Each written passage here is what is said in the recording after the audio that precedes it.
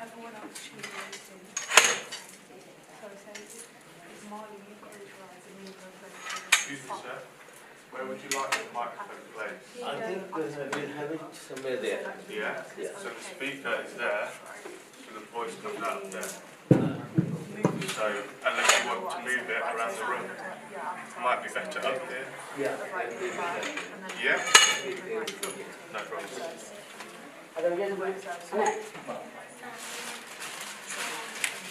It won't interfere with your work, no, the speaker.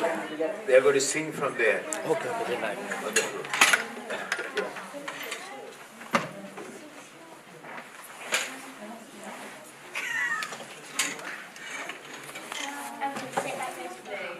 Okay. Okay. Yep. So you flick that up. Yeah.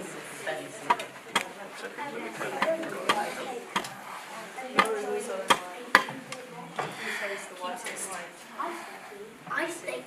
Look at Mom. Flick that up. Yeah,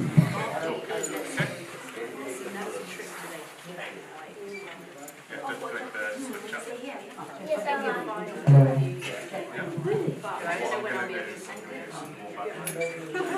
Are you going to forget adults always forget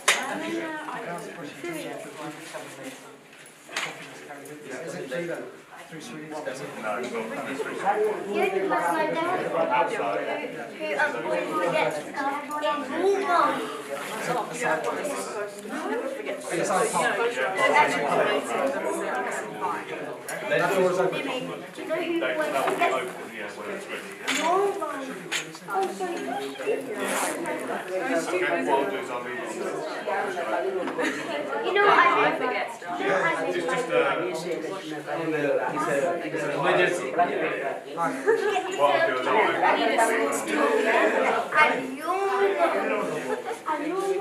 Dad, you have a stool, a small stool?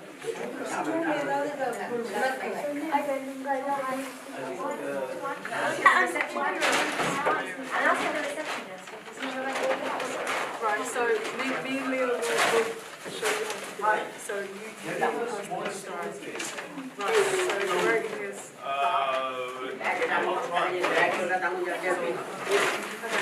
so Leo, That's all you need. Is it stool out of that other way? Wait a minute.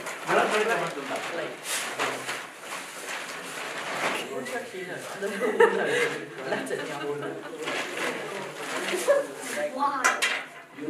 Oh my goodness. this answer's really good.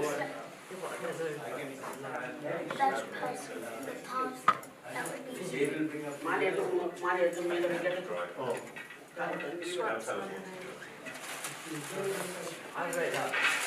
Actually, no, don't.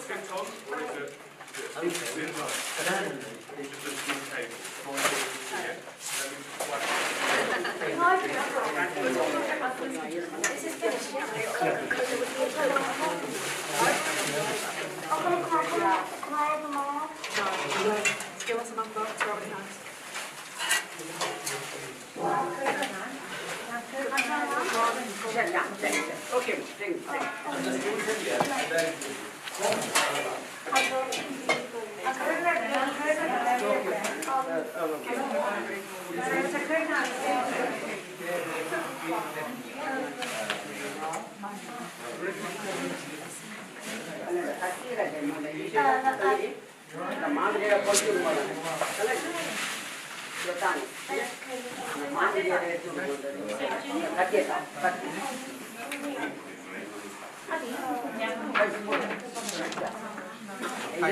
I'm Tottenham's cousin. You'll sit on it. Oh, it's running now. Street.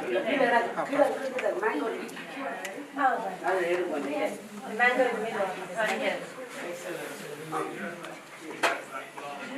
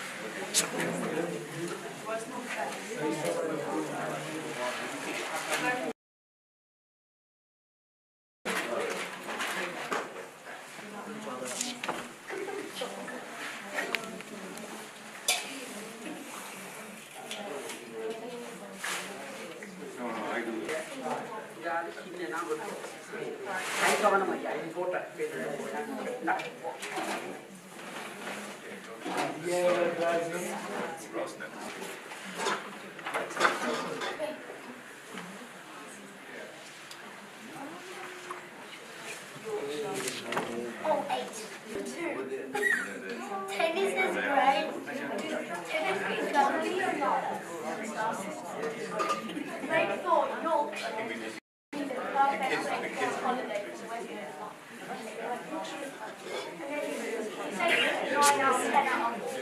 I said 8. I said 8. You had Yorkshire already.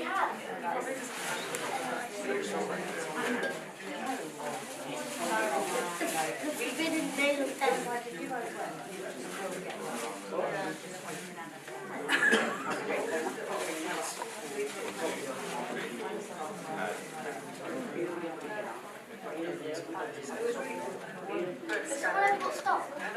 it's like gifted.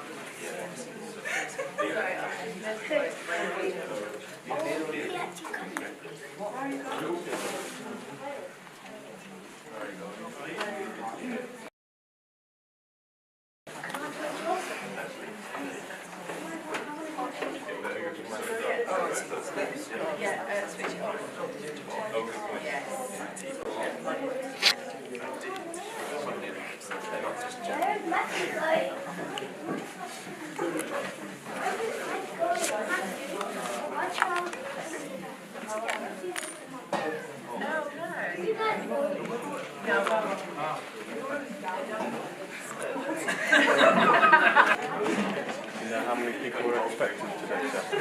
Go ahead. Sorry. Wait, this is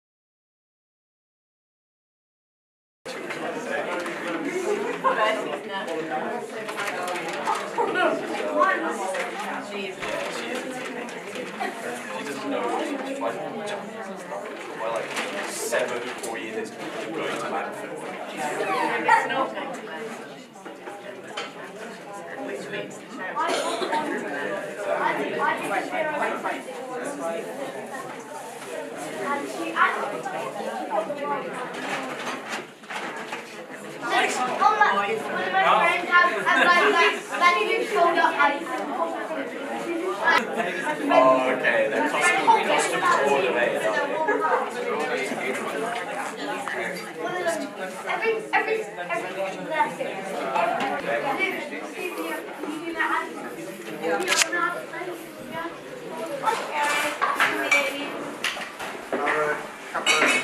Coffee, please.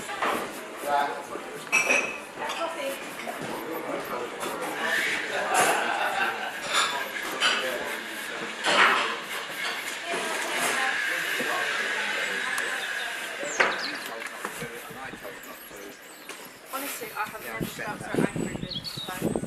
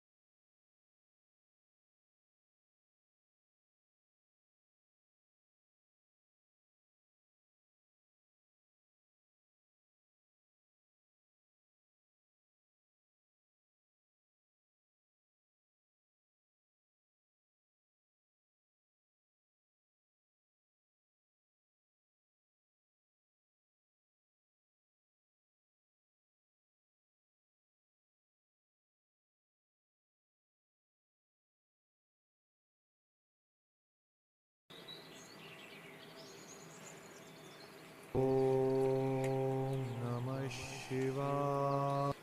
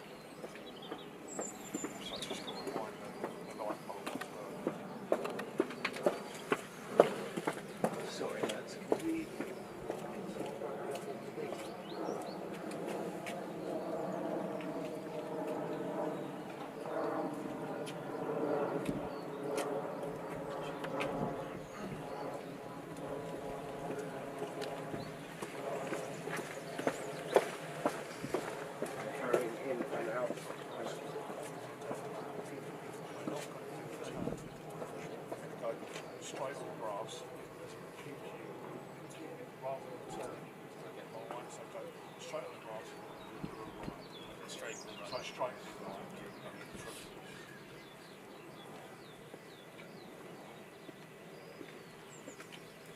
So are you carrying out as well? Oh, I see. You are carrying out. Right.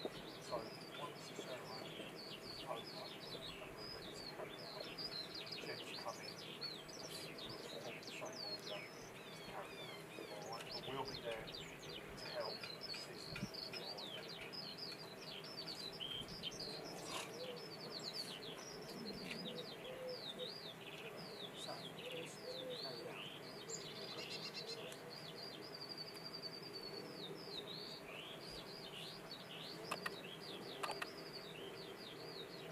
All want to be involved.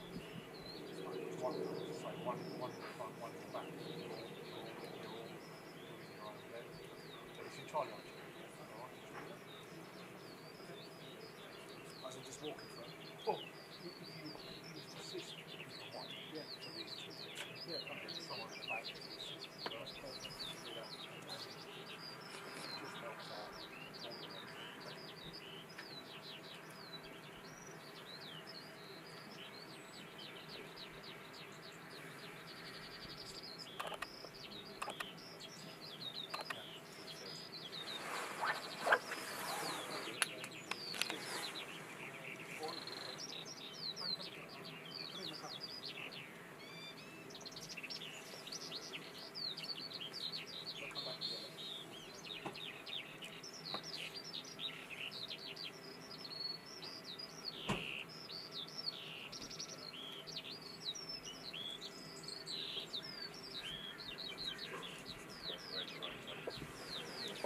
I've only just got that exactly. They're quite warm.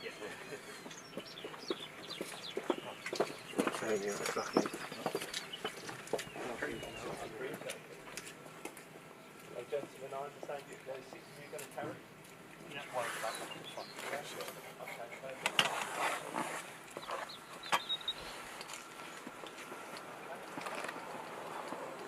So 2 front guys here, 2 little guys. Cover over this way, sir. Some middle guy. Okay. Who's in the middle? Who's in the middle? You're going to come underneath there. 2 front guys. One second. One second, Rob. Ready? Just step it back. You come in. You help assist them. Shoulders, please, gentlemen.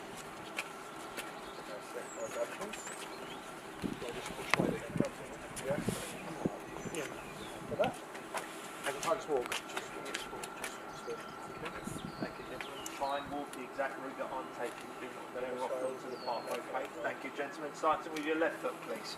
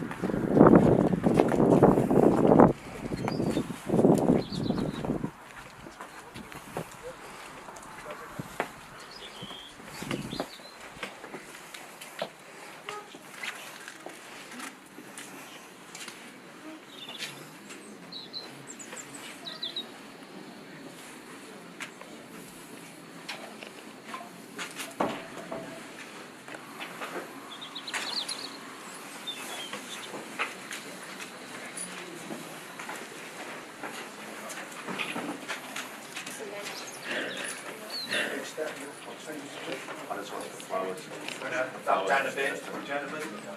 Keep coming through, keep coming. And rise, please. Thank you.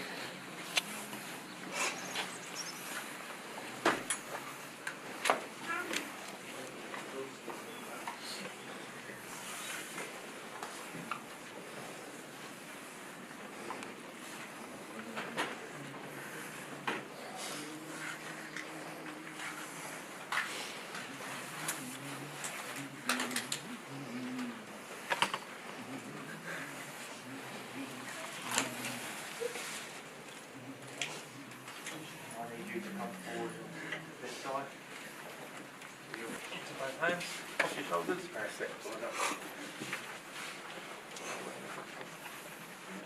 That's it.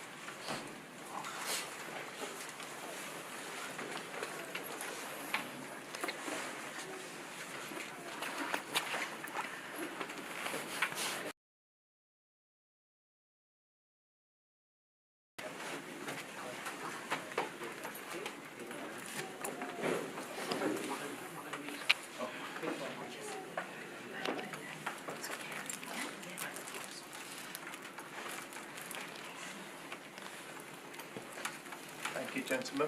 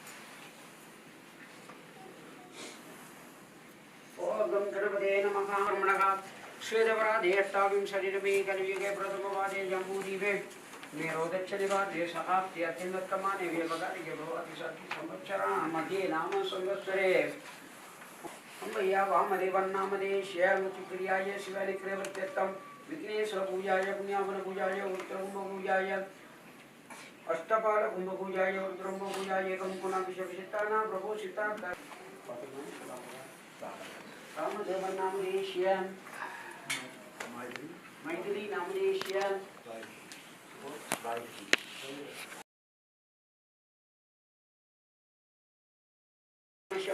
विघ्नेश्वरमुक्ताय संकल्पमहं मध्ये कर्षि ओं गणपते नमः ओं गां वल्लभाम्बिका देवी विघ्नेश्वर स्वामिने नमः ओं गां एकदन्ताय विद्महे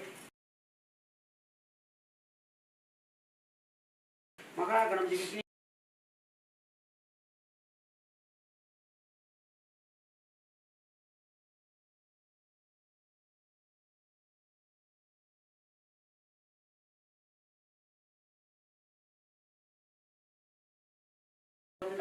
दन्नो दन्ति गणेशाय प्रचोदयात् ओं महागणेशाय नमः शिवाय नमः ओं सिद्धमुक्ताय नमः ओं विघ्नेश्वराय नमः विघ्नेश्वरमूर्तये नमः शिव शिवाय नमः ओं गां दीपलक्ष्मी देवी ओं महागणपति विघ्नेश्वर स्वामिने नमः ओं गां नमः ओं गजकर्णिकाय लंबोदराय विकटाय विघ्नेश्वराय विनायकाय धूमकेतवे नमः ओं गां गणाधीशाय नमः ओं गां बालचंद्राय नमः ओं गजाननाय नमः ओं वल्लभाम्बिका देवी विघ्नेश्वर स्वामिने नमः ओं तरतडिले नमो दमिदाय मध्ये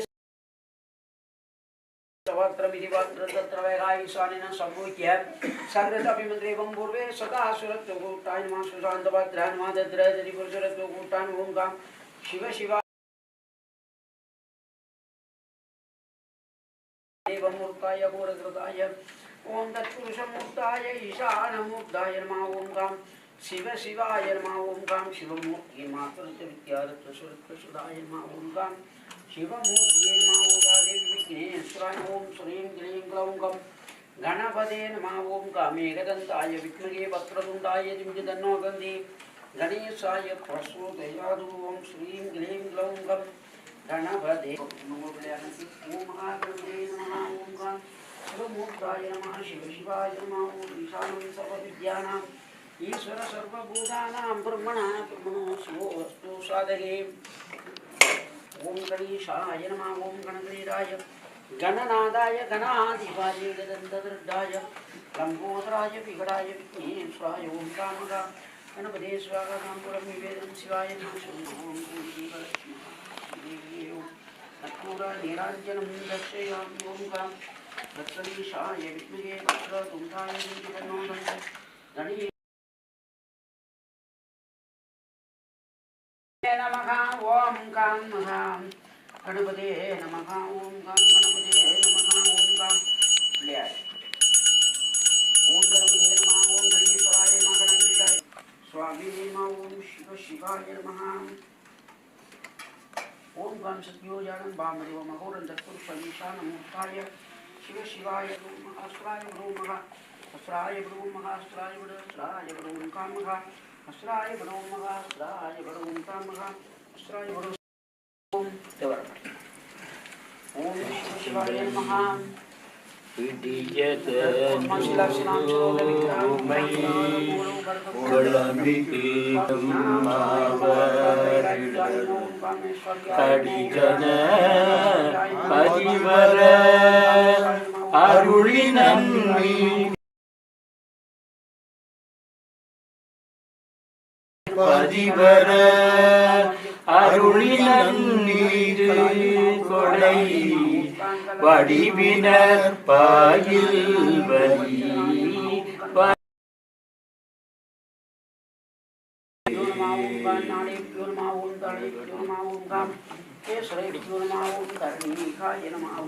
ஓடுடைய செவியன் விடையேறியுடைய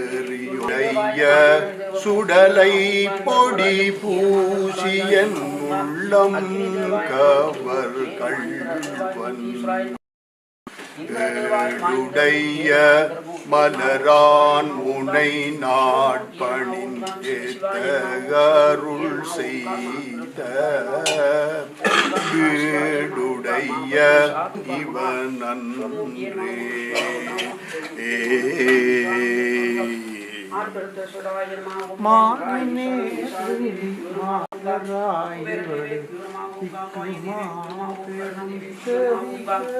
निर्दिदेवाय नमः ओम धर्मराज देवाय नमः ओम देवाय नमः इंद्र देवाय नमः ओम इंद्राय नमः ओम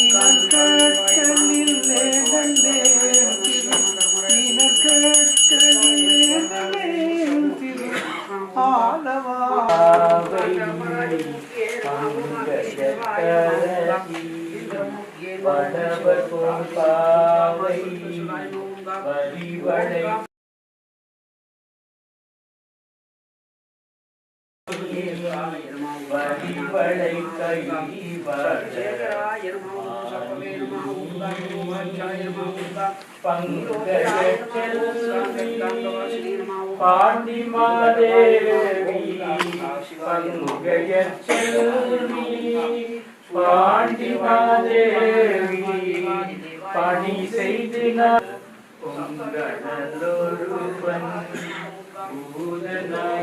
பூதநாயகனாய் வேதமும் பொருள்களும் தன்னொடு அமர்ந்த அங்கையர் கண்ணீர் தன்னொடு அமர்ந்த ஆலவயா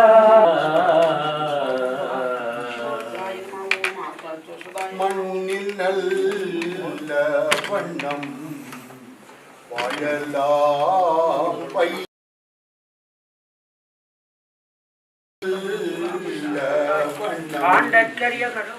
வாழலாம் பைகனும் கண்ணில் நல்ல கதிக்கு யாது துரும் பகுமல வளநகர் பெண்ணில் நல்லாளோடும் பெண்ணில் நல்லாளோடும்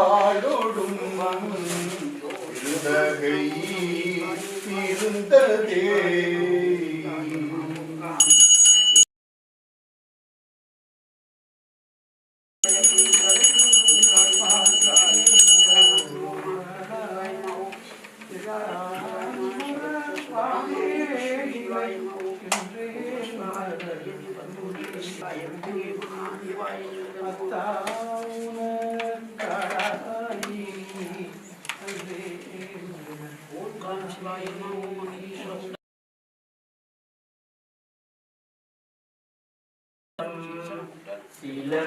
சிலம்பொலியலம்பும் திரை கடலரவம் சிலம்பொலியலம்பும் நிமலர் நீரணின் தீரு வரை கெடுமகளோ பாக வடிவினர் கோடியணி பிழைய கரைகடு சந்தும் காலகின் பீடமும் உரை கடலோதம் நித்திலம் கோழிக்கும் குறை கடலோதம் நித்திலம்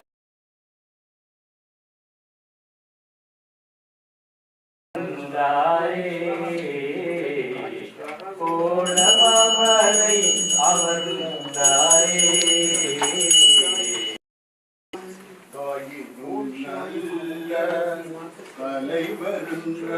தலைவருன்றடியார் தாயினும் நல்ல தலைவருன்ற பாடினும் மனதும் மறுவின்றகதா மாண்பினர் காண்பல விடர் நீயும் ஒளில பால் நீக்கி நுழை தரு நூலில் கடலுடன் சூழ்ந்த கடலுடன் சூழ்ந்த கோண அமர்ந்தாரே கோண மாமலை அமர்ந்தாரே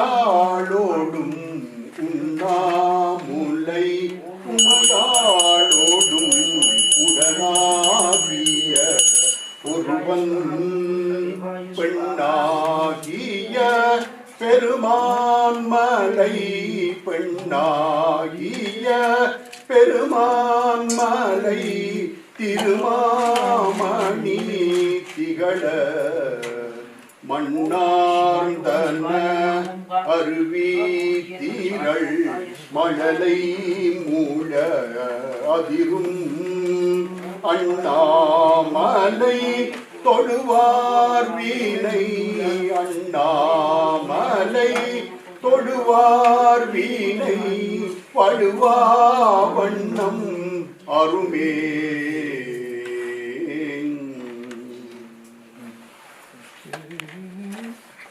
சொற்றுணை வேதியன் சோதிவானவன் ஒற்றுணை தேர்ந்த பொருந்த கைதொழ சொற்றுணை வேதியன் சோதிவானவன்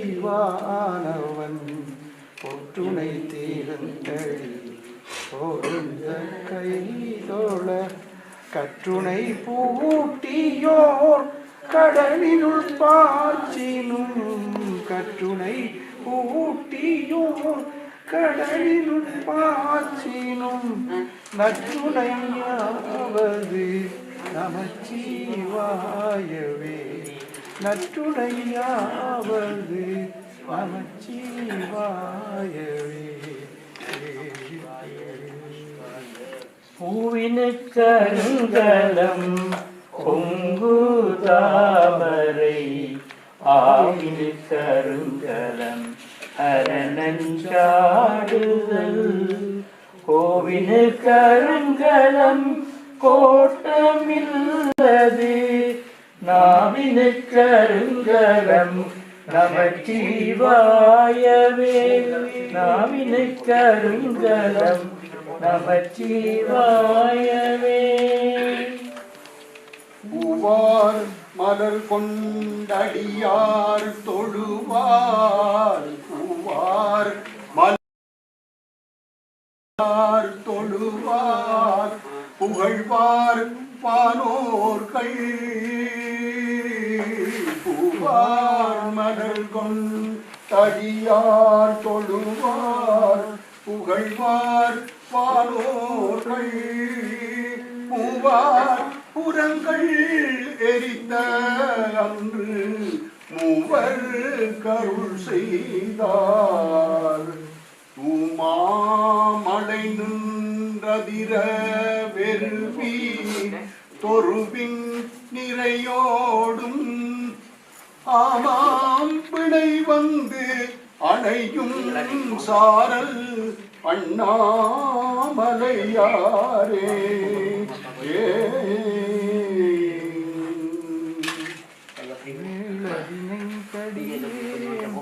உமை தடும் கைதொழுவே நேரடியேன் பூமை நித்தலும் கை தொழுவேன் பாடலர் கண்மடவாள் அவள் வாடி வரும் சாமி கோழிலியம் பெருமான் குண்டை ஊற்றினெல்லு பெற்றேன் ஆளிலையம் பெருமான் அவை அட்டி தர பணியே நத்தார் படை ஞானன் பாசு நனை கவிழ்வாய் மத்தம் மத யானை உரி போர்த்த மணவாளன் பத்தாகிய தொண்டர் தோழு பாலாவியின் கரைமேல் செத்தாரெலும் பணிவான் திரு கேதீச்சரத்தானே அவ்வினைக்கு தகப்பனுக்கு அடப்பண்ண வைக்கப்புறம் அப்பா அம்மா இருக்கிறவர்கள் வெண்ணியரப்பு வைக்கக்கூடாது. எனக்கு அம்மாவும் அப்பாவும் இருக்கு, அப்ப நான் வைக்கக்கூடாது. அப்பா அம்மா இல்லாத வைக்கலாம். அப்படி வைக்க விருப்பம்னு சொன்னால் தகப்பனுக்காரன் கடமை செய்திருந்தால் வந்து அரப்பண்ண வைக்கலாம். அடுத்தது திருமணமாகாத இளம் பிள்ளைகள் இளம் பொம்பளை பிள்ளைகளும் அரப்பண்ண வைக்கக்கூடாது.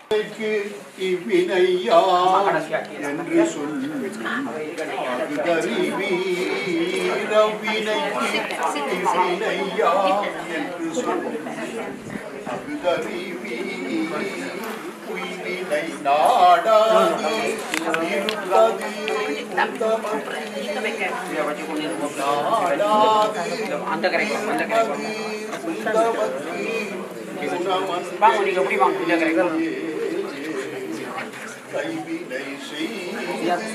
தொட்டு நெத்தியில வைக்கக்கூடாது. தொட்டு உச்ச நிலையில வைக்கணும். நெத்தியில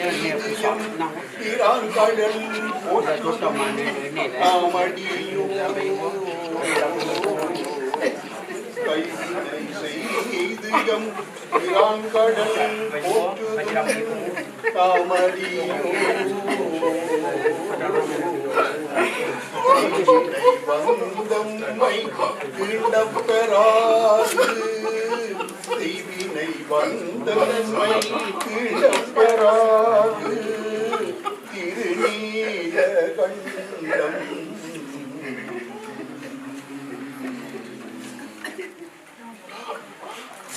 உடலெங்கும் பொறிகலங்கி நெறிமயங்கி அறிவு அழிந்து விட்டு ஐமேலுந்தி புலனைந்தும் பொறிகலங்கி நெறிமயங்கி அறிவு அழிந்து விட்டு ஐமேலுந்தி அலமந்த போதாக அஞ்சேல் என்று அருள் செய்வான் அமரும் கோயில் அஞ்சேல் என்று அருள் செய்வான் அமரும் கோயில் வலம் வந்த மடவார்கள் நடமாட முழவு அதிர மழை என்று அஞ்சி வலம் வந்த மடவார்கள் நடமாட முழவு அதிர மழை என்று அஞ்சி சிலமந்தி அலமந்து மரமேறி முகில் பார்க்கும் அலமந்து மரமேறி பார்க்கும்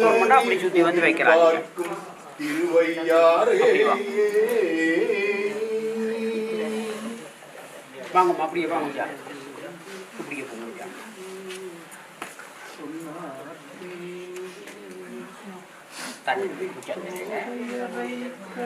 உச்சந்தலையில் வைக்கணும்மா இதை பண்ணிங்க.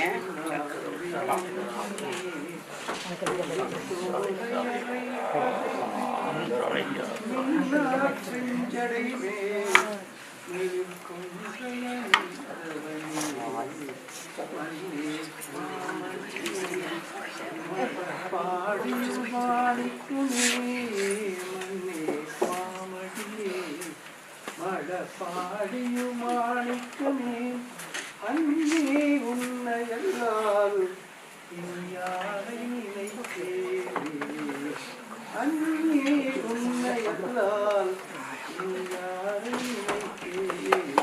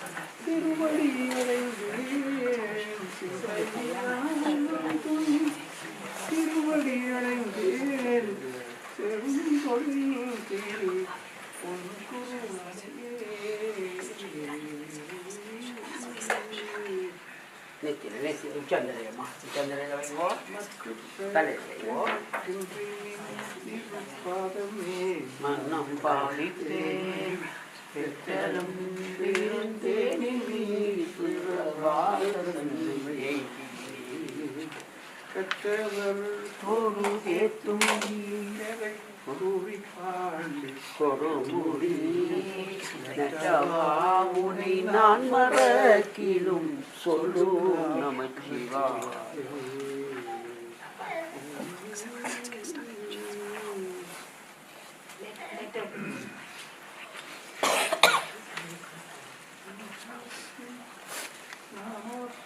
குடியெல்லோம் நரகத்தில் இடப்படும் நடலைப்போம் புலியறியோம் பணிவோம் அல்லோம் இன்பமே நாளும் இன்பம் குடியில்லா தன்மையான சங்கரன சங்கரனுக்குள்ளோராதில்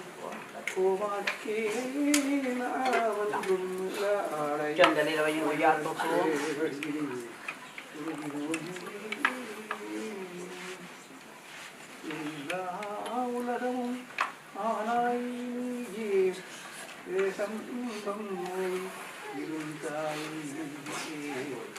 நல்லாரை நன்மை அறிவாய் நீயே ஞானச்சுடவிளக்காய் நின்றாய் பொல்லாவினைகள் அறுப்பாய் நீயே புகழ்ச்சேவழியன் மேல் வைத்தாய் செல்வாய செல்வந்தாய் அருவாய் நீயே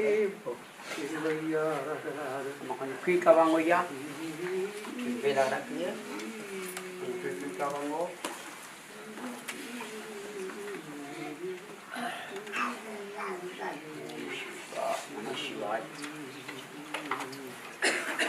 புற்றுமை சேர்வது மெய்யினையே புற்றுமை சேர்வது மெய்யினையே உணர்வது நின்னருள் மெய்யினையே உணர்வது நின்னருள் மெய்யினையே கற்றவர் காய்வது காமனையே கற்றவர் காய்வது காமனையே கனல் விழி காய்வது காமனையே கனல் விழி காய்வது காமனையே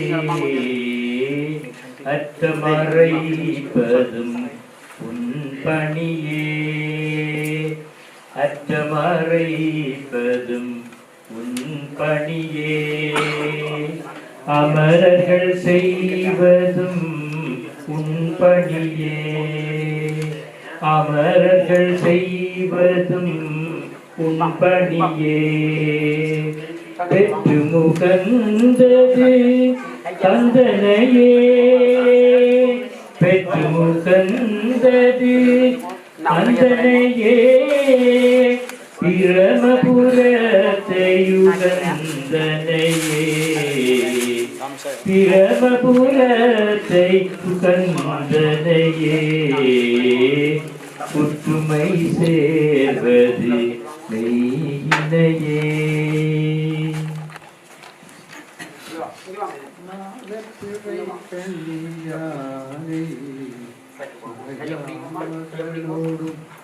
Ni jalan mana? Jalan anak jalan.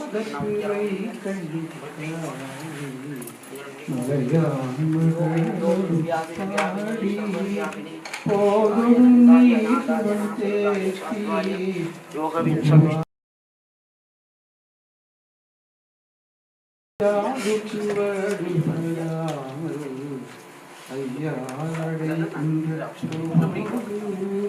காதல் மடப்பிடியோடும் காதல் கண்டேன் கண்டேனவள் திருப்பாதம்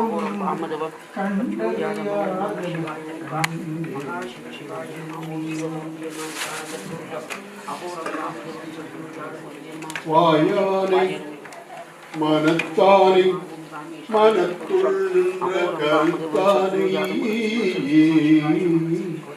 வாயானை மனத்தானை மனத்துள் நின்ற கருத்தானை கருத்தறிந்து முடிப்பான் தன்னை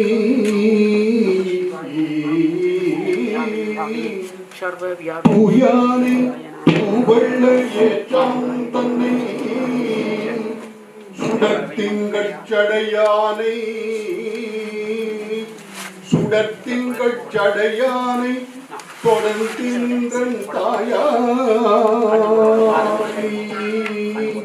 தவமாய தன்மையானை தொடர்ந்து நின்றன் தாயானை தவமாய தன்மையானை தலையாய தேவாதி தேவர்க்கு என்றும் சேயானை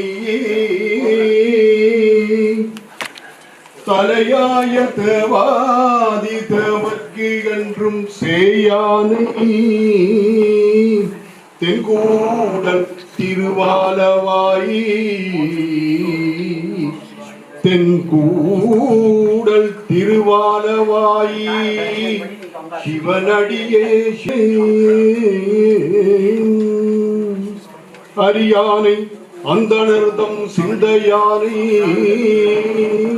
அரியானை அந்தணர்தம் சிந்தையானை அருமர் அணுவை யாருக்கும் தெரியாத தத்துவனை தேனை பாலை திகழொளியை தேவர்கள் தன்கோனை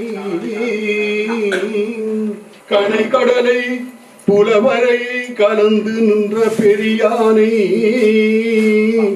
கனைகடலை குலவரையை கலந்து நின்ற பெரியானை பெரும்பற்ற புலியூரானை நாடெல்லாம் பிறவா நாடே பேசாத நாடெல்லாம் பிறவா நாடே மருந்தை அகல் ஞான தகத்துள் தோன்றி வருந்துணையும் சுற்றமும் பற்றும் விட்டு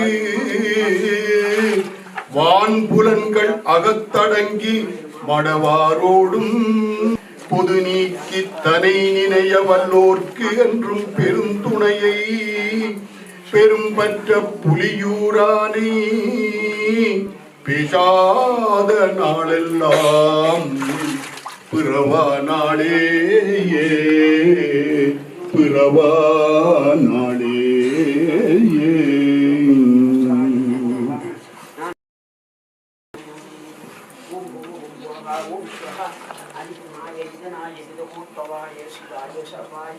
परमेश्वराय नमः शिवाय ओम नमः शिवाय शिवाय नमः ओम शिवमूर्ताय नमः ओम का महाईश्वरमूर्ताय नमः ओम का योगिने सर्वधाय शिव शिवाय नंदाय नादाय नासुराय ओम का ईश्वर कुंभदेवाय नमः ओम का महाईश्वर देवाय नमः ओम का பேராயிரம் பரபிவானோரேத்தும் பெம்மானை பேராயிரம் பரபிவானோரேத்தும் பெம்மானை பிரிவியிலா அடியார்க்கு என்றும் வாராத செல்வம் வருவிப்பானை பிரிவிலா அடியார்க்கு என்றும் வாராத செல்வம் வருவிப்பானை தந்திரமும் தந்திரமும் மருந்தும் ஆகி தீரா நோய் தீர்த்து அருளவல்லான் தன்னை தீரா நோய் தீர்த்து அருளவல்லான் தன்னை திரிபுரங்கள் தீயழ சிலைகை கொண்ட போரானை திரிபுரங்கள் தீயளத்தின் சிலைகை கொண்ட போரானே உள்ளிருக்கு வேளூரானே உள்ளிருக்கு வேளூரானே போற்றாதே ஆற்ற நாள் போக்கினேனே உள்ளிருக்கு வேளூரானை போற்றாதே ஆற்ற நாள் போக்கினேனே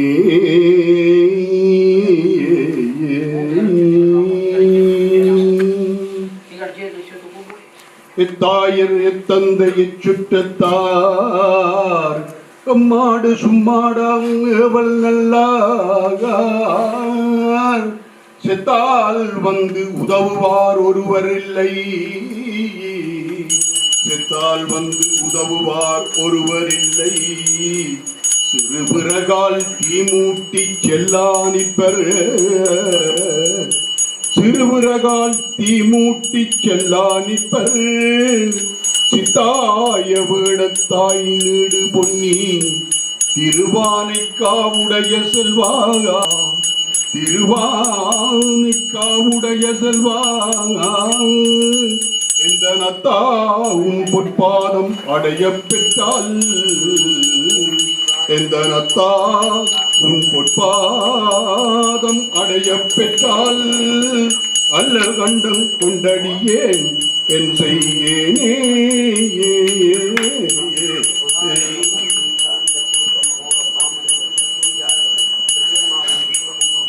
மனக்கரத்தான் தலைவேலான் வாக்கினுடான்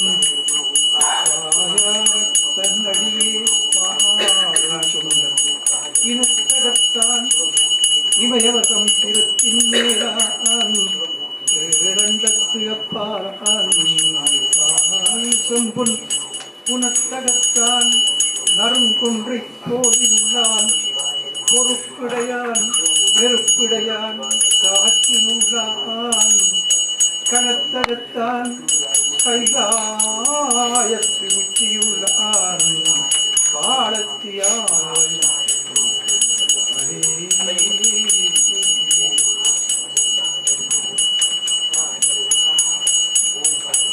பொன்னார் மேனியனே பொன்னார் மேனியனே புலித்தோலையரை கசைத்தி மின்னார் செஞ்சடைமேல் மின்னார் செஞ்சடைமேல் விழில் கொன்றை அணிந்தவனே விழில் கொன்றை அணிந்தவனே மன்னே மாமணியே மன்னே மாமணியே மழப்பாடியுள் மாணிக்கமே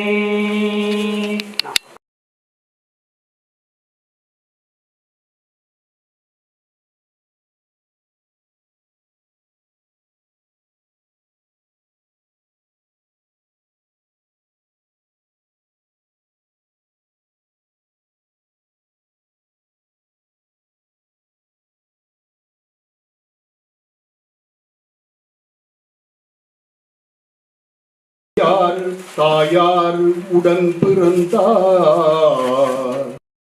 தந்தையார் தாயார் உடன் பிறந்தார் தாரமார் புத்திரரார் தாந்தாமாரே தாரமார் புத்திரரார் தாந்தாமாரே வந்தவாறு எங்கனே போமாறேதோ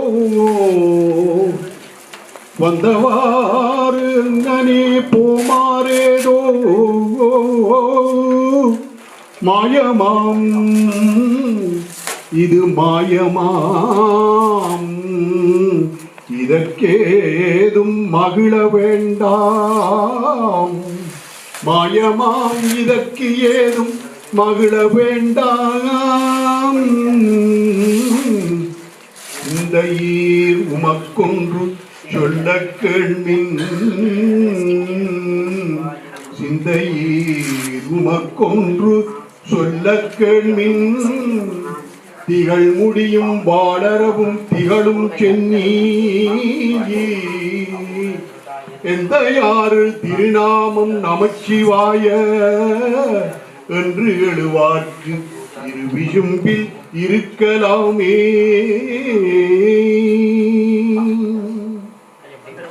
ஐயினான் மிடரடை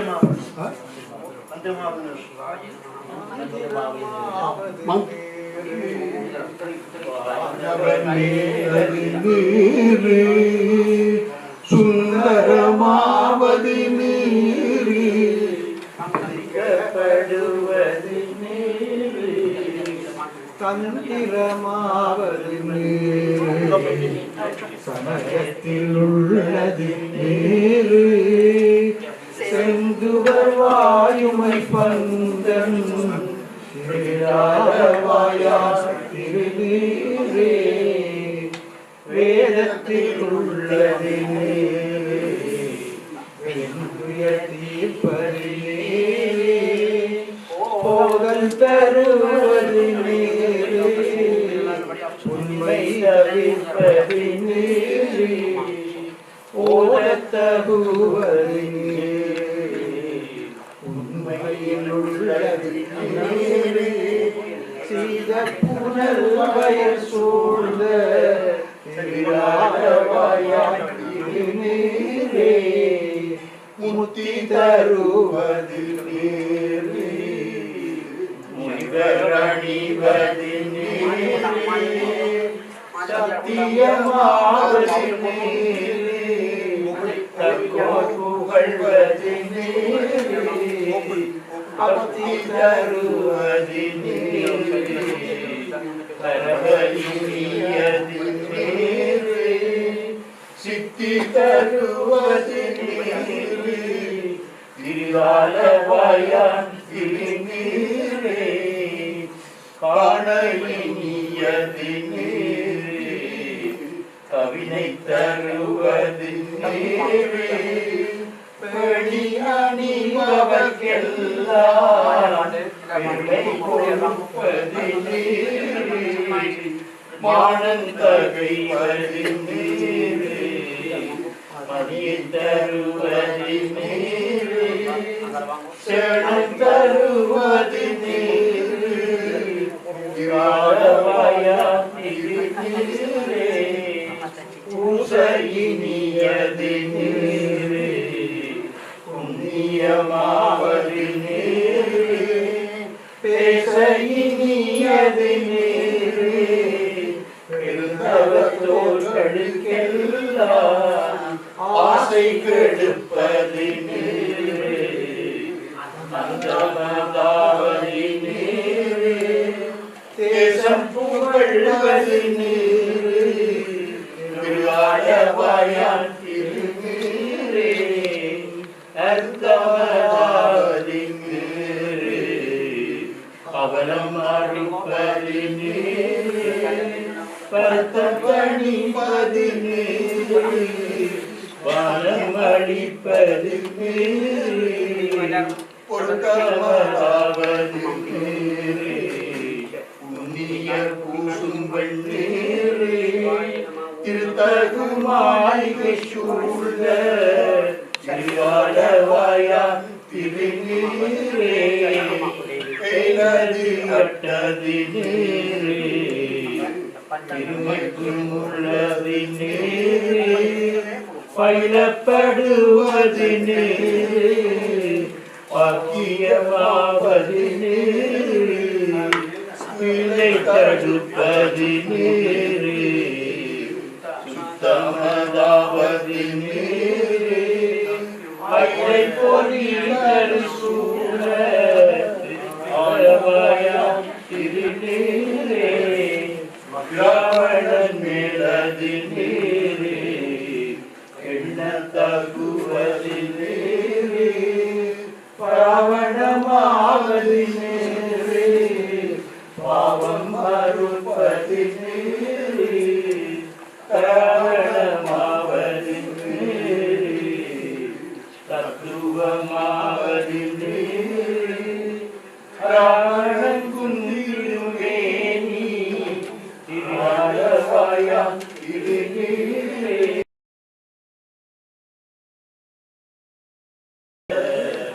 வண்ணமும் உள்ளதினே மேலுரைத்தவர்கள் தங்கள் வெண்பொடி சேதருடம்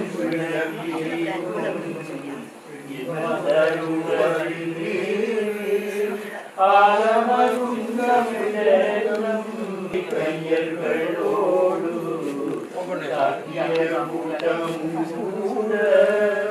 கண்டிகை பிப்பது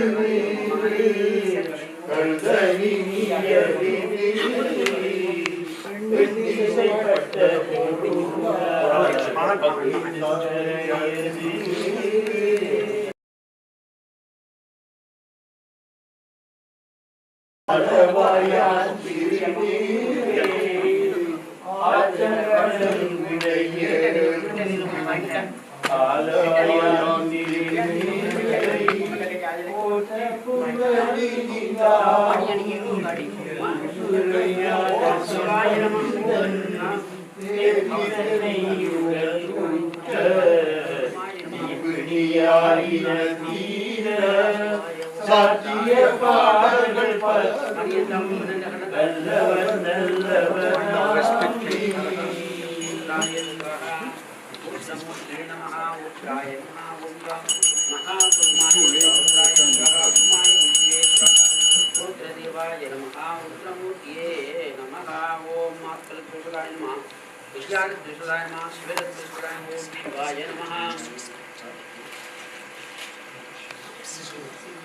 ओम काम महाब्रह्माय स्वाहा रुद्राय स्वाहा नामपुरं निवेदनं दर्शयामि ओम शंभुरनिरञ्जन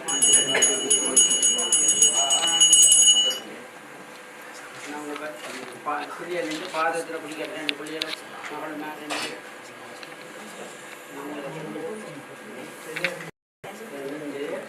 பாதத்தில் நாங்கள் ரெண்டு மகள் மேடம் அதை பிடிக்க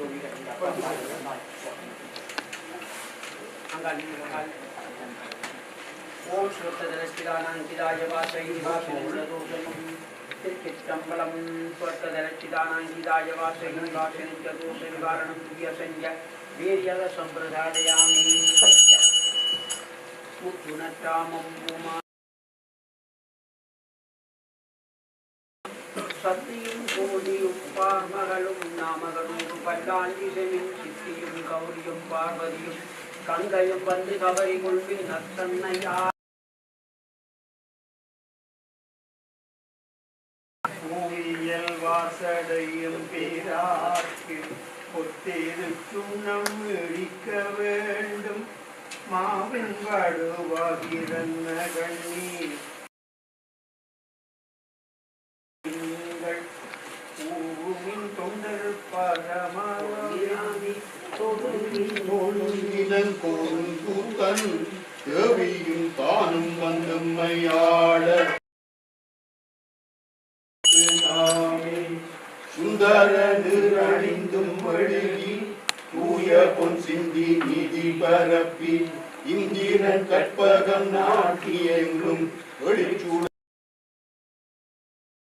அந்தர போனயன் ஆடியான் நாதன் இழந்தாத மாளுமையாள் பொருணக்கி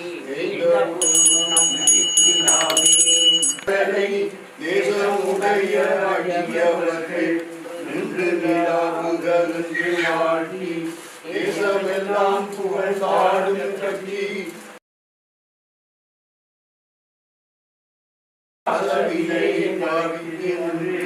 பாடி போட்டு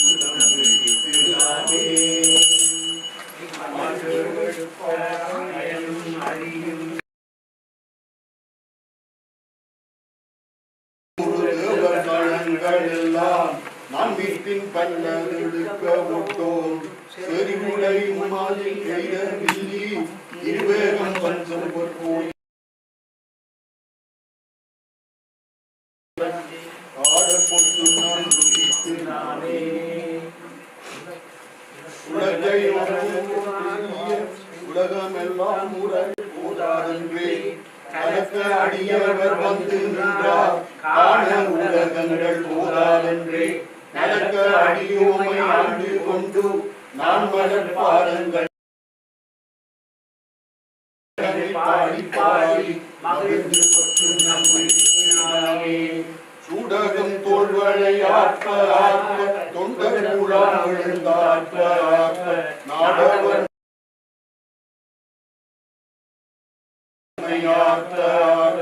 பாடகம் வெள்ளடி ஆர்க்கும் மங்கை பங்கினன் எங்கள் பராபரனுக்கு காடக மாமலை போங்கு வாடடங்கள் மடமங்கை நதியில் வழிபடையாற்பவன் பொங்கை பொங்க தோடியில் உண்டம் சுவங்கிலங்க சொல்லி சொல்லி நான் கொண்ட நான் மலர் பாதம் காட்டி நாயின் கடைப்பட்ட நன்மை இன்மை ஆட்கொண்ட வண்ணங்கள் பாடி பாடி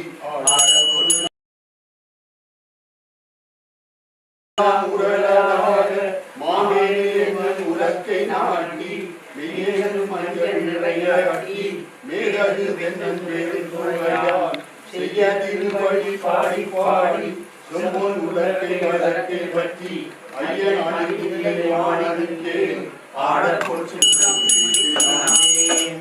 முத்தனை பொம்மைகள்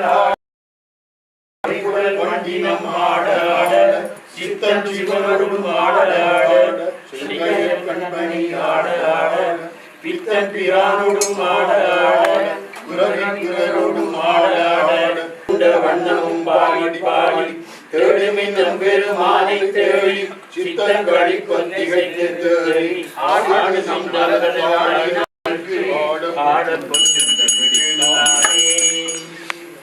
மையவர் கண்டனை வாழாட மருந்தினை வாழ்ந்தர் ஊர்த்தன் தன்னை ஐயனை அசீரானை நம்மை அகப்படுத்தாற் கொண்ட உண்மை காட்டும் பொய்யர்தம் பொய்யனை மெய்யனை போதனை கண்ணினை பொற்றொழித்தோள் பையர வல்குள் கடந்தை நல்கி பாடி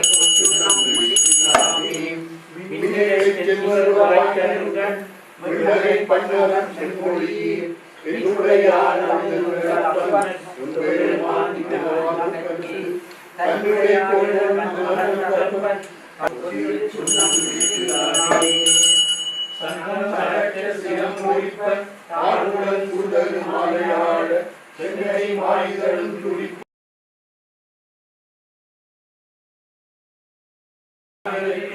கட்டை கடை உண்டியான் கடக்கி பொங்கிய நாடரி பொங்கை பொங்க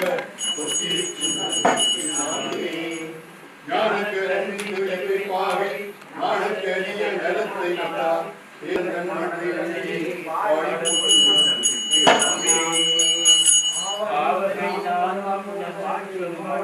ஆட்சியும் மன்னங்கள் பாடியுமே தேவகணமையும் கண்டறியா பாடி பாடி ஏனக மாமலை கொன்றை பாடி சிவபுரம் பாடி தீர்க்கடலே பாடக மாமலை பாடி ஓரக மாமலை சுண்டல் பாடி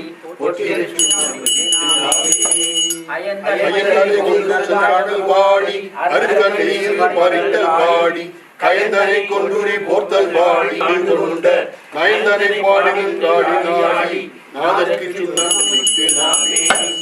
வட்ட மனம் கொண்டை மாலை பாடி மத்தமும் பாடி மதியும் பாடி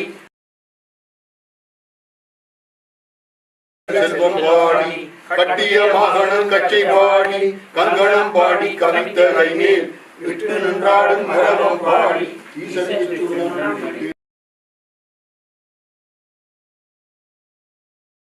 பொய்மையும் மாயினார்க்கு சோதியுமாய் இருளாயினார்க்கு துன்பமுமாய் இன்பமாயினார்க்கு ஆதியுமாய் முற்றுமாயினார்க்கு அந்தமுமாய் இருமாயினார்க்கு ஆதியும் அந்தமும் ஆயினார்க்கு பாடப்பட்டு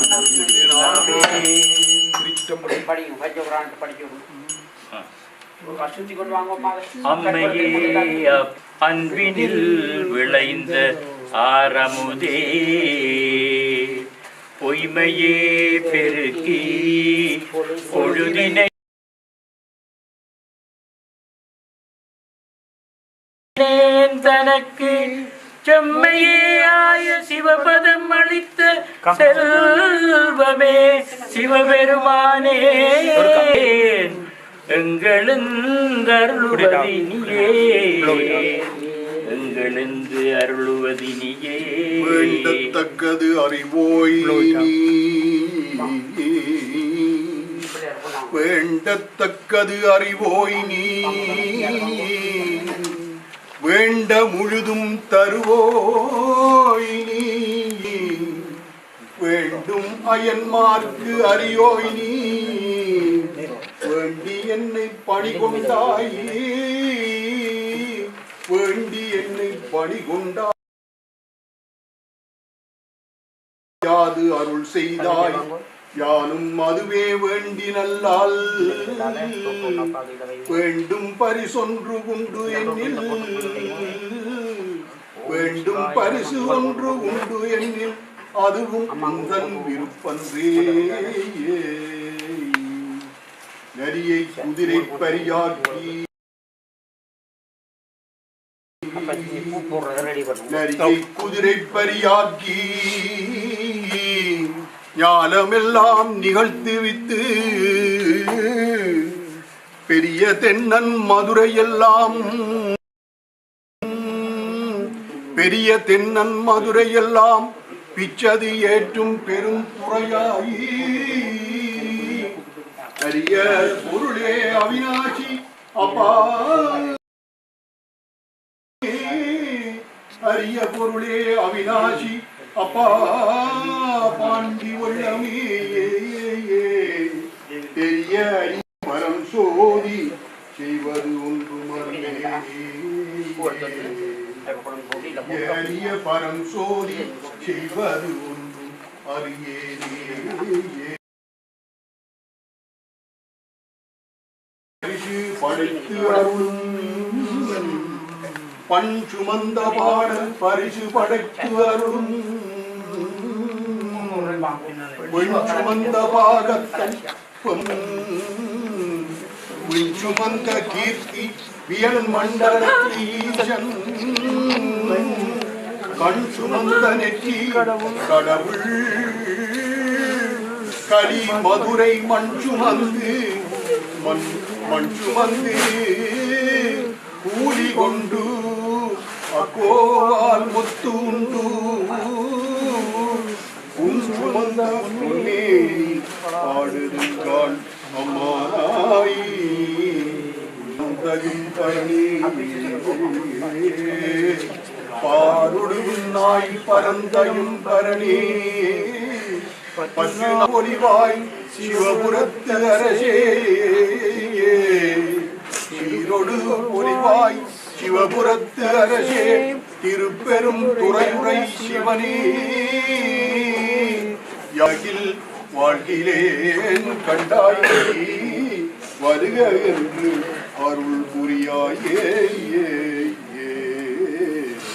கண்களிரண்டும் அவன் கண்களிரண்டும் அவன் கடல் கண்டு களிப்பன ஆகாதே காரிகையார் வாழ்விலன் வாழ்வு கடைப்படும் ஆகாதே மண்களில் வந்து பிறந்திடும் ஆகாதே மண்களில் வந்து பிறந்திடுமாறி மறந்திடும் ஆகாதே ஆகாதே மாலறியாமலர் பாதம் இரண்டும் வணங்குதும் ஆகாதே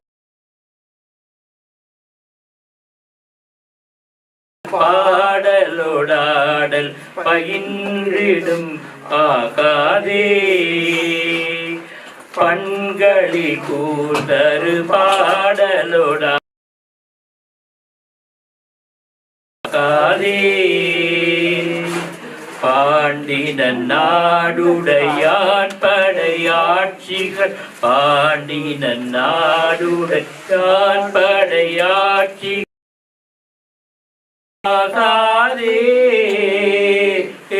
விண்களி கூர்வதோர் வேதகம் வந்து வெளிப்படும் ஆகாதே விண்காதே மீன்வலை வீசிய காணவன் வந்து வெளிப்படும் ஆயுடிலே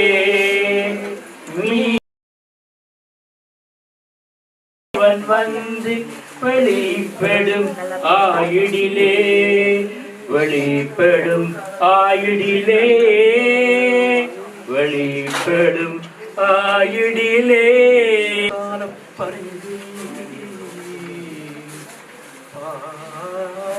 நினைந்தூட்டும் தாயும் சால பரிந்துணி பாவியேனுடைய ஊரினை உருக்கி உள்ளொளி பெருக்கி உழப்பிடா ஆனந்தமாய தேனினை சொரிந்த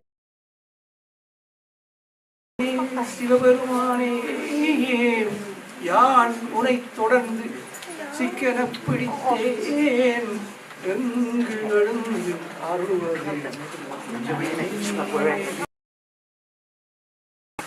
மெய்தான் அருந்தி விதில் விதித்தும் இறையார்களுக்கு தான் அருந்தி விதில் விதித்தும் இறையார் ததும்பி எதும்பி பொய்தான் கவிந்துன்னை போற்றி சயசய போற்றியும் கை விட்டு நேர்பட மஞ்சு மந்த பெருந்துரை பெருந்தனே விட்டு நேர்பட மஞ்சு மந்த பெருந்துரை பெரும் பித்தனே சட்ட நேர்பட வந்திலாத சடக்கனே சிவலோகனே சிறு நாயினும் கடையாயவன் கடலேனையும் ஆட்கொள்வான் வந்து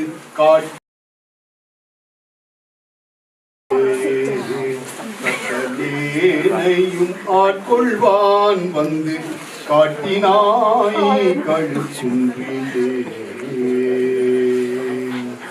பூவேறு கோணும் பறையும் வேறு சோதியும் வானவரும் தாமறியார் செவேறு செவடிக்கே செல்வூதாய் இணைத்தோறும் காண்தோறும் பேசும் தோறும் எப்போதும் அனைத்து எலும்பு உள்நக ஆனந்தத்தேன் சொரியும்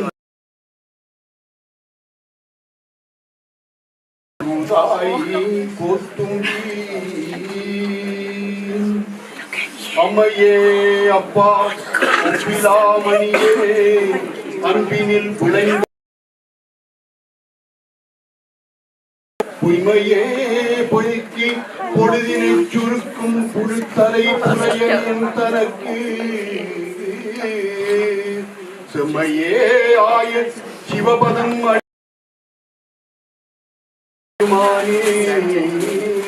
இம்மையே உன்னை சிக்கனம் பிடித்த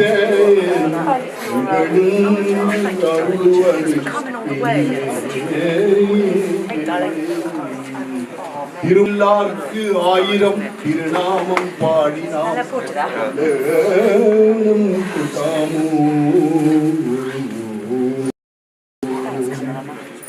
ஆமாவும் திருவடிக்கே அகம் குளையே அன்புருகேன் பூமாலை புனைந்தேன் புகழ்ந்துடைய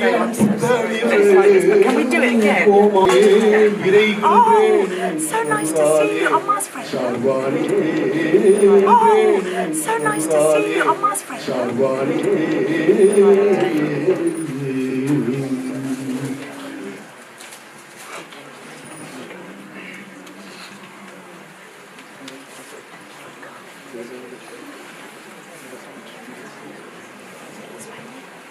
ஒளி வளர் விளக்கே புறம்பிலா ஒளி வளர் பணிந்தீர்கள்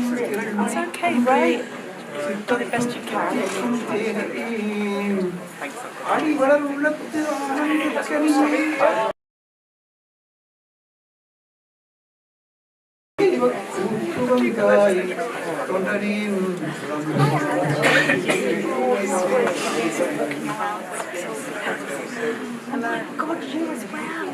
கற்றவர் அறியா மாணிக்க மலையை மதிப்பவர் மரவழி விளக்கை செற்றவர் புறம் செற்றவன் சிவனை திருவேலி விடலை வீற்றிருந்த ஒற்றவன் தன்னை கண்டு கண்டுள்ளம் குளிர என் கண் குளிர்ந்தனவே.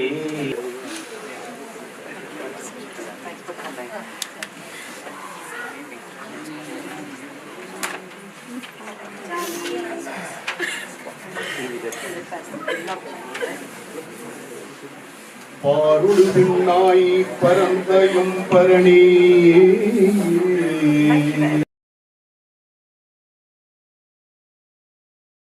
பரணி பற்றி நான் மற்றீரன் கண்டாயி பற்றி நான் மற்றீரன் கண்டாயி பொலிவாய் சிவபுரத்து அரசே சீரொடு பொலிவாய் சிவபுரத்தரசே இருப்பெரும் துறையுரை சிவனே ஆண்டனி அருளிலை ஆனால் வாறு கடல் உலகில் வாழ்கிறேன் கண்டாய் வருக என்று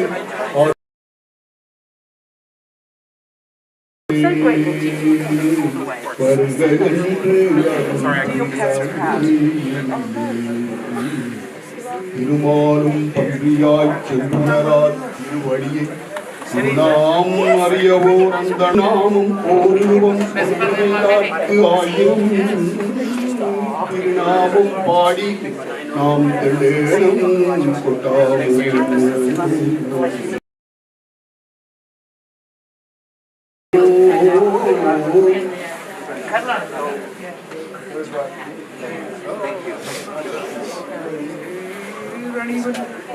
குன்றமே குன்றமே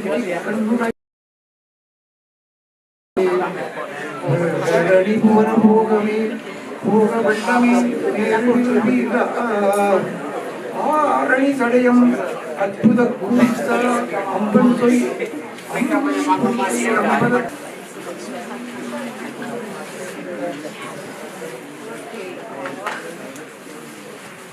ஆமாறும் திருவடிக்கே அது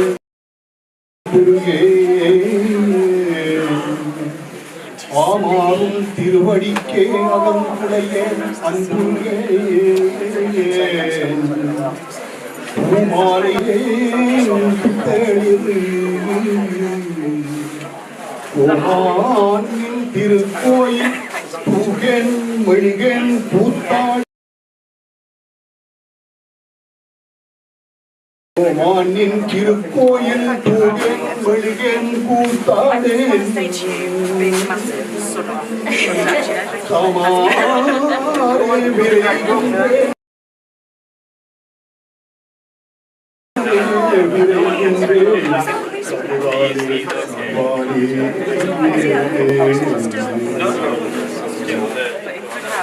குணக்கில்லாத பெருங்குறை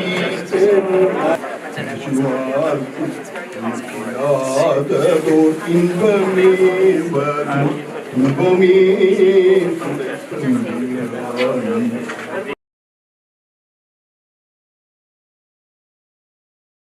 யாமல் கணக்கிலாத்திரு கோலம் நீ வந்து காட்டினார்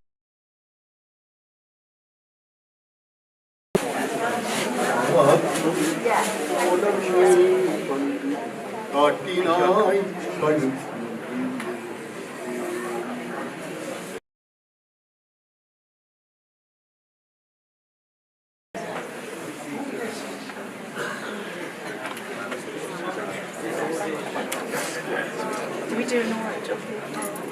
hope so.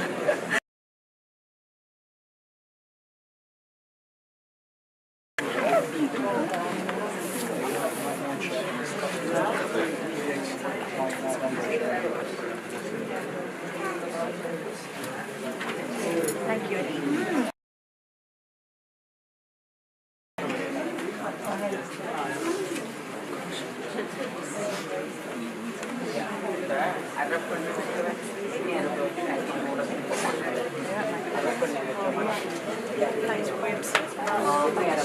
சொந்தக்காரர் நேரப்பு வச்சு அரிசி போடுறது காய் அரிசி போடுறதா வாங்குவோம்.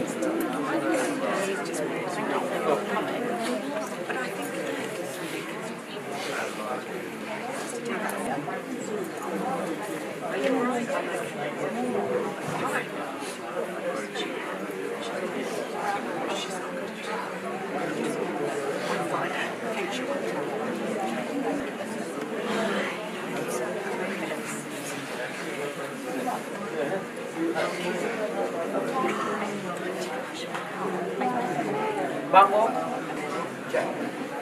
என்னுடைய வாங்க. Bango ya bango. Harap பண்ண வச்ச மட்டும் வாங்கோ. அடி வடி அரிசியோ முந்தன்.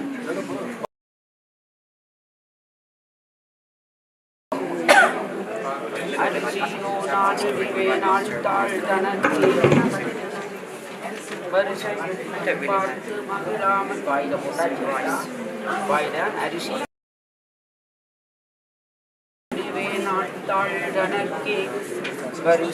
Hello, those who did the Arapanna can come and do the Vaikasi now.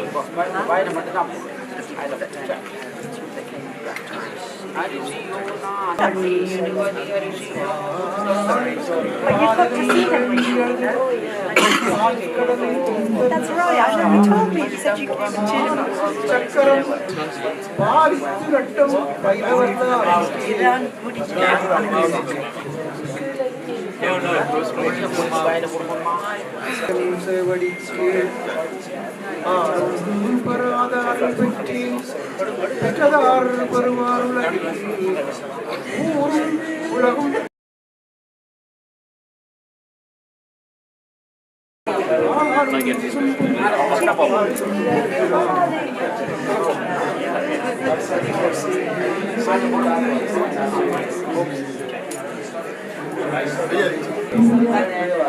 மரியெல்லாம் விளங்க அண்ணனடை மடவாடுவை போனடியோம் கருள் புரிந்து பின்னை பிறவியறுக்க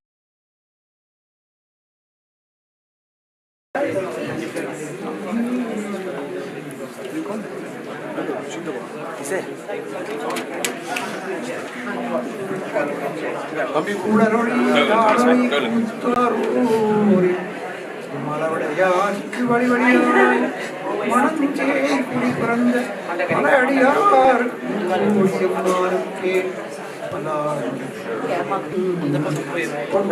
கொடுத்து குடி குடி இதற்கு ஆசையின் புகுந்து அன்றன் கடந்த பொருள் அளவிலதோர் ஆனந்த வெள்ள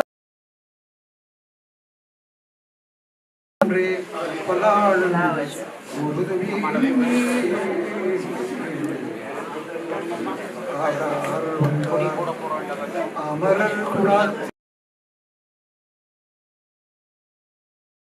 ராயனோடு நான் முகன் நங்கி இரவியும் நீந்திரனும் சேரார் வீதியில் அவர் குழார் சொல் புகழ்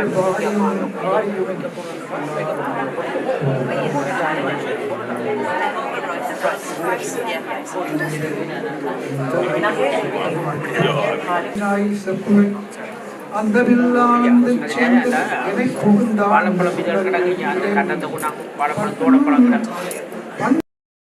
பறிந்தவனே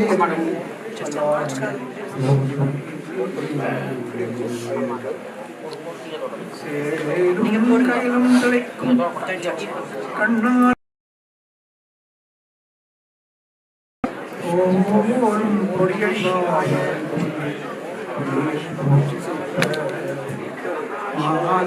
அயனும் அறியாதிருந்து பந்தன் மனத்தகத்தே பாலும் அமுதமும் முத்தினாருக்கே பல்லாண்டு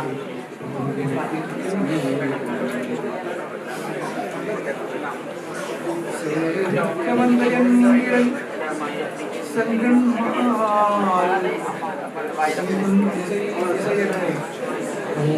கவர்ந்து நெருங்கி குழாமாய் நின்று கொடுத்தார் ஆவிக்கு அமுதை என் ஆறுத்தலத்தினை அப்பனை ஒப்பவர் ஆவிக்கும் பாவகத்துக்கு அப்புறத்தாலும்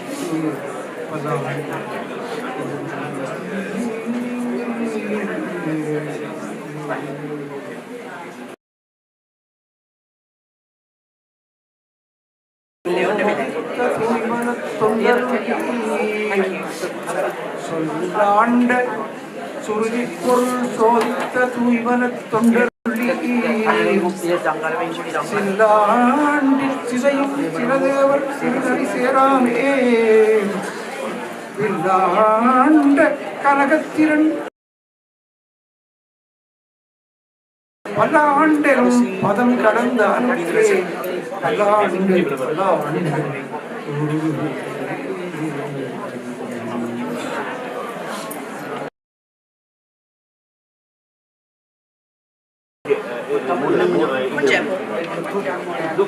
Macan, apa anda macan? Oh, Bhavan ke macan kan?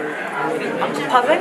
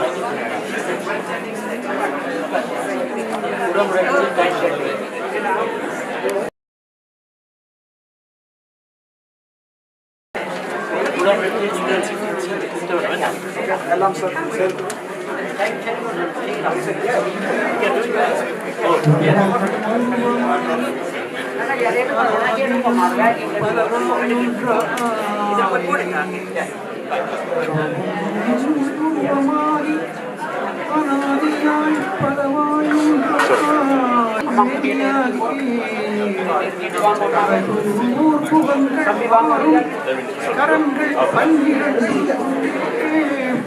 ஒரு திரு முருகன் வந்தாங்க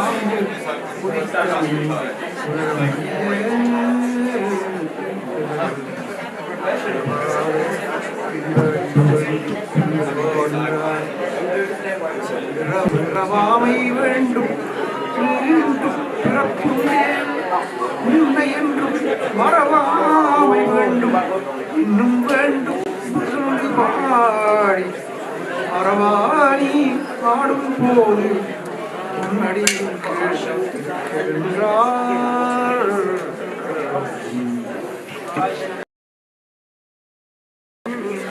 தன்னை வைப்பேனோ சாமல் வெள்ள முகம் மேல் முகம் வைத்தே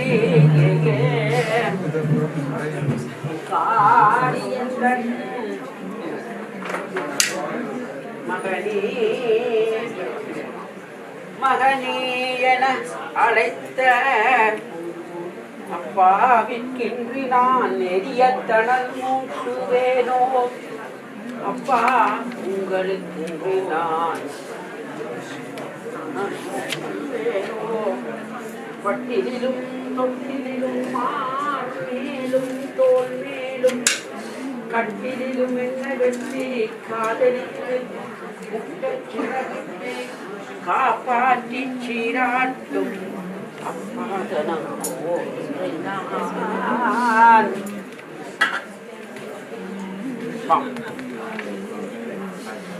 எப்படி நின்றுவோ அங்க பார்த்து கையை தாங்க நின்று ஈயத்தணல் முத்துவேனோ அப்பா அப்படியே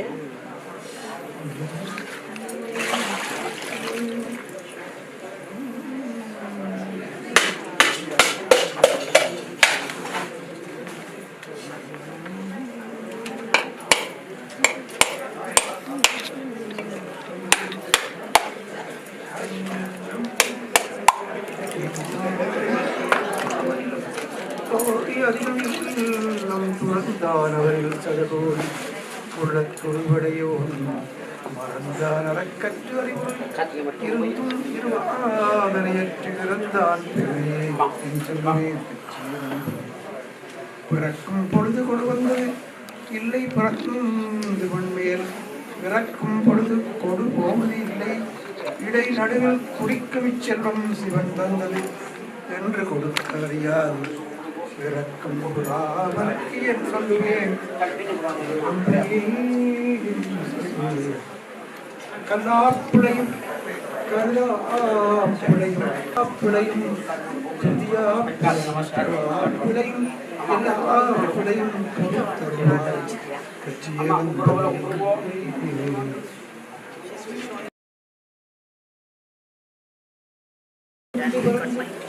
வளர்ந்து பட்டாடி பவளம் பூண்டும் ஓடியாடி முடிந்தது செத்து கிடக்கும் குழந்தருகே சாக்கும் விலங்குகள் கத்தும் கணக்கில்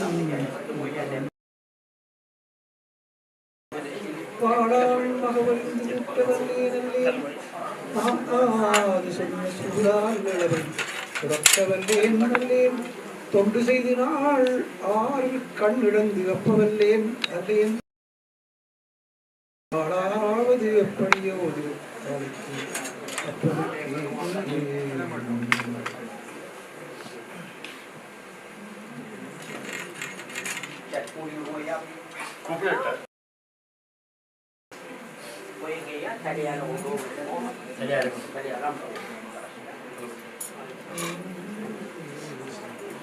முன்னிட்டதீ முப்புறத்திலே பின்னிட்டதீ Ask you just to make your way to a seat for a moment, just until we have the coffin out of the chapel. Media family are going to follow behind the coffin. I'm going to kindly ask that anybody else, please do not follow the family in the coffin. Thank you. But if you could kindly make your way to your seats for me, please.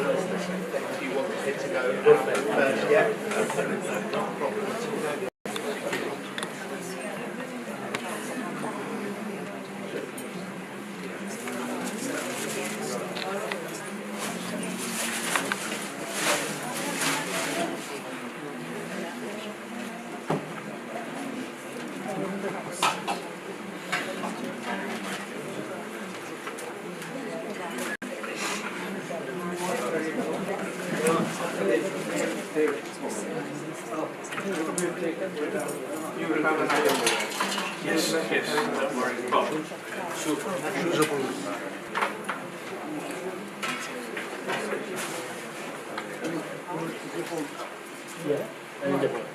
So if I can have the 6 gentlemen come forward, please. So if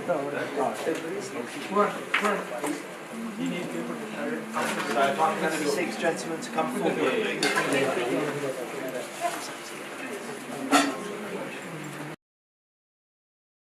So 6 gentlemen to come forward. I need 2 on this side, 2 on this side, 2 on this side. Ideally, the shorter gentlemen are going to be on this side.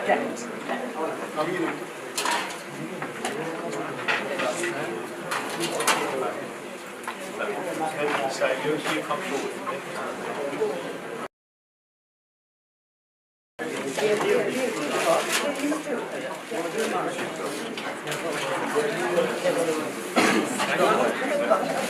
So you're going to come this side? Yeah. So I'm going to do, we're going to lift the coffin. Gentlemen, if I can have your attention, please. We're going to lift the coffin into your hands. We're going to turn. You're going to come out of here with the coffin and then lift once we're clear of that. Very nice. Just turn.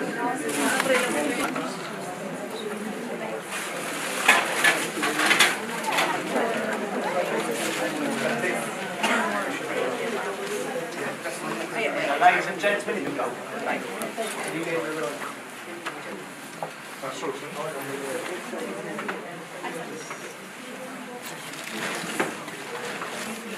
You're supposed to be going that way.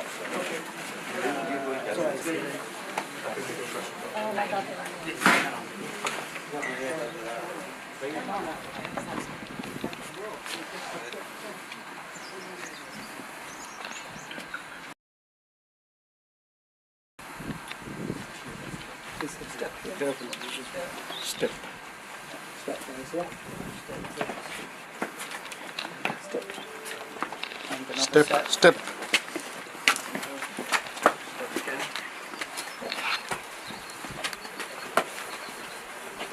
Okay, turn towards me.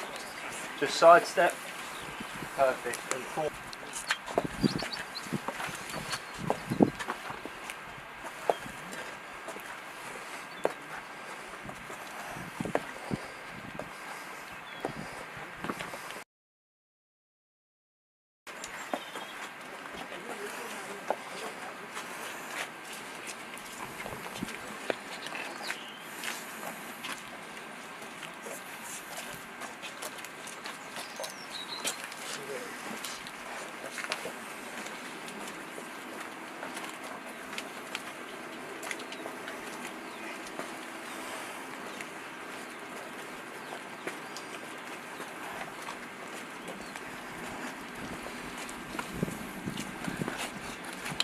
I'm going to ask you to come this way towards me.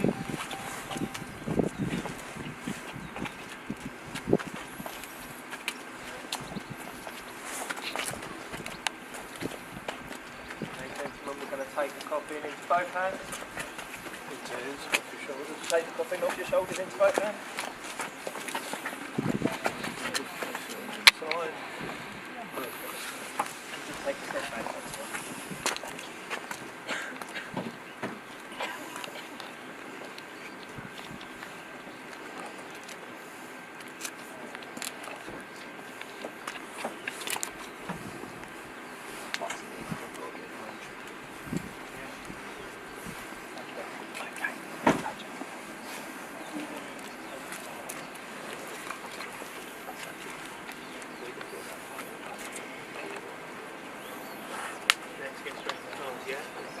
Come forward for me.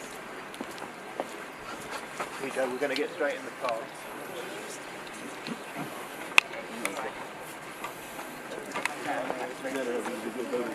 Let's forget the stuff. Yeah, no. No. We took it out. We took it out. We brought around.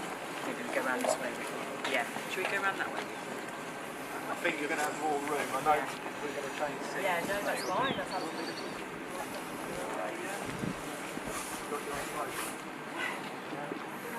I don't know. Yeah.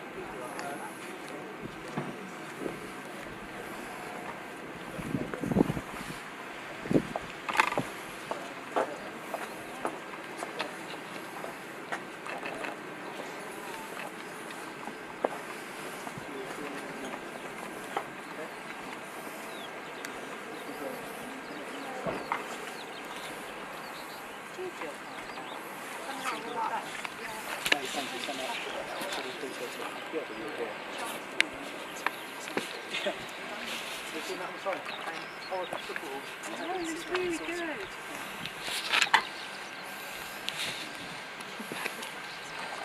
Sorry, guys. Oh, thank you.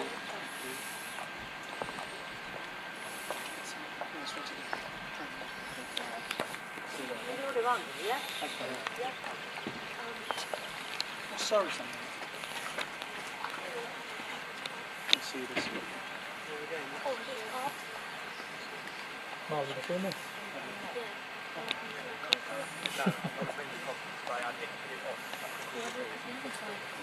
Yeah, they put upper chip bar and stuff there.